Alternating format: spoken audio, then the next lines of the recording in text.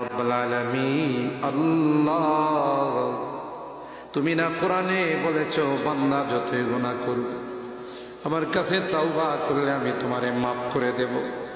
মনে বড় আশা নিয়ে আল্লাহ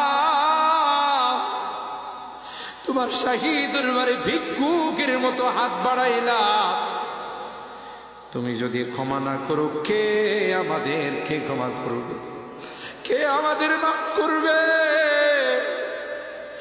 ভিক্ষুকে একজনের কাছে ভিক্ষা না পেলে আরেকজনের কাছে পায়। এক দুয়ার থেকে বিতাড়িত হলে আরেক দুয়ারে যায়। তোমার দরবার থেকে যদি মাহরুম হয়ে যায়, বিতাড়িত হয়ে যায়, কার কাছে যাব? কে আমাদেরকে ক্ষমা করবে? মালিক রে, কাঙ্গালের মতো হাত বাড়াইলাম, তাওবা করতেছি, আর জীবনে কোনোদিন নামাজ ছাড়ব না, আর জীবনে কোনো গুনাহ করব না, আর জীবনে কোনোদিন বেপরদায় চলব না, আর কোনোদিন সুদী লেনদেন করব না। কিয়ামতের কঠিন ময়দানে আমাদেরকে তুমি গুনাহগার বলে ডাক দিও না।